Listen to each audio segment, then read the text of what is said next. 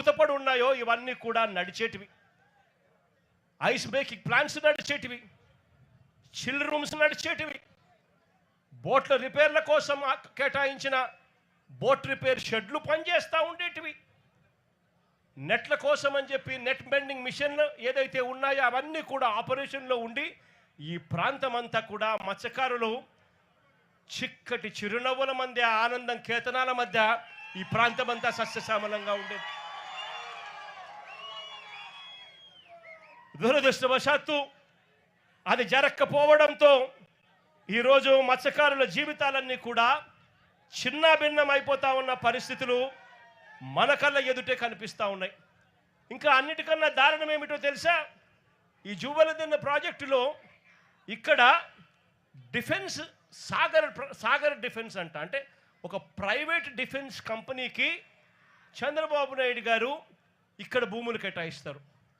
ఉన్న 79 ఎకరాలలో సగం ఈ ప్రైవేట్ డిఫెన్స్ ఫ్యాక్టరీకి చంద్రబాబు నాయుడు గారు కేటాయిస్తారు.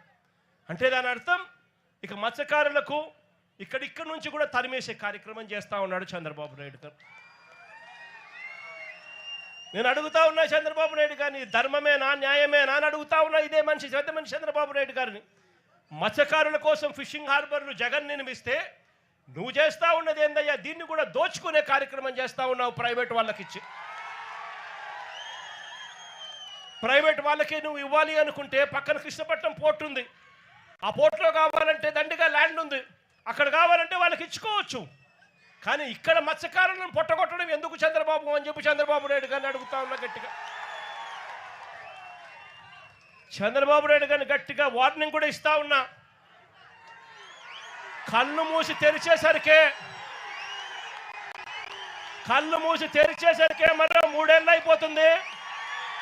వచ్చేది వైఎస్ఆర్సీపీ ప్రభుత్వమే.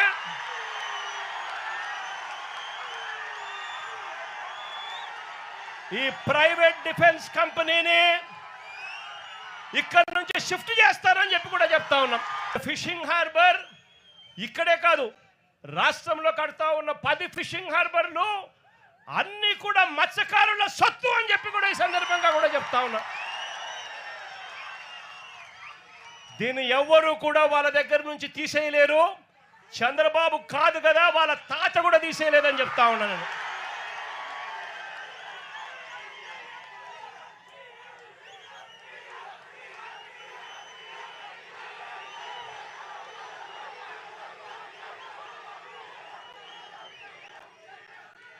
ఇంకా అన్నిటికన్నా విచిత్రం ఏమిటో తెలుసా?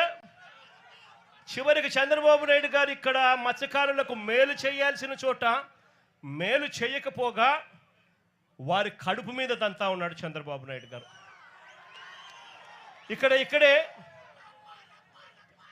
ఈ ప్రాంతంలోకి ఎవరూ కూడా రాకూడదు. ఇది ఆంధ్ర రాష్ట్రానికి సంబంధించిన ఫిషింగ్ ఏరియా. స్ట్రిక్ట్గా రూల్స్ ఉన్నాయి. మనం తమిళనాడులోకి పోకూడదు, తమిళనాడు వాళ్ళు మన వైపుకు మన దగ్గరికి ఇక్కడికి కూడా రాకూడదు. ఇవన్నీ స్ట్రిక్ట్గా రూల్స్ ఉన్నాయి.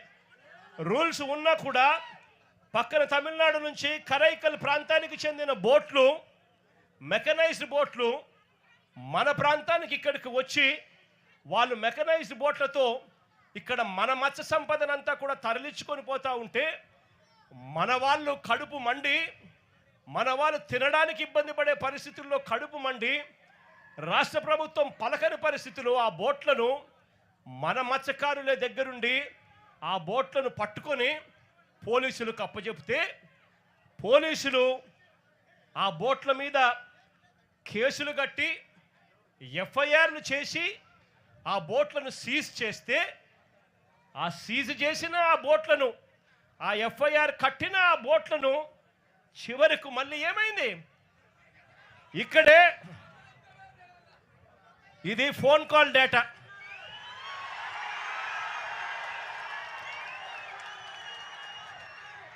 బీదా సోదరులు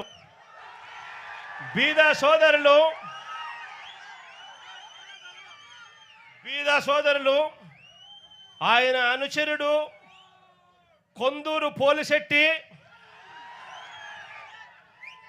అక్కడ బోటు యజమానులు అశోక్, వీరి మధ్య జరిగిన సంభాషణలకు సంబంధించిన కాల్ డేటా, టెలిఫోన్లో మాట్లాడిన కాల్ డేటా, కాల్ నెంబర్లు, వీళ్ళందరూ కూడా కుట్రబన్ని ఒకరితో ఒకరు మాట్లాడుకొని నారా లోకేష్ అనే వ్యక్తి ఇప్పుడు మార్చి 12వ తారీఖున ఇటుకు వస్తాడు. మార్చి 16వ తారీఖున ఈ బోట్లు ఇక్కడ నుంచి పోతాయి. అంటే మత్స్యకారుల మీద కడుపు మీద కొట్టడం కోసం ఏకంగా ఇంతమంది దొంగలు, ఇంతమంది పెద్ద పెద్ద దొంగలు, ఒకడు ముఖ్యమంత్రి కొడుకు, ఒకడు ఎంపీ,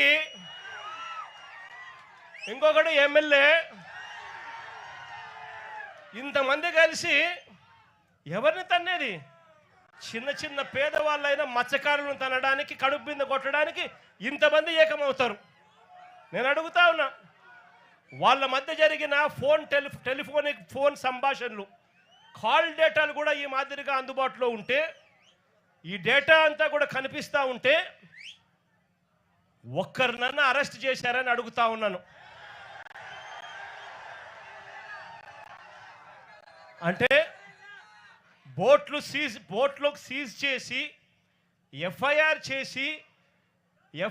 చేసి సీజ్ చేసిన బోట్లను దగ్గరుండి అధికారంలో ఉన్న ఈ పెద్దలే వీళ్ళే దొంగతనం తీసుకొని పోతే వీళ్ళు చేసింది ఏమిటి అని అంటే కేవలం పోలీసులను కొంతమందిని ట్రాన్స్ఫర్ చేసినారు.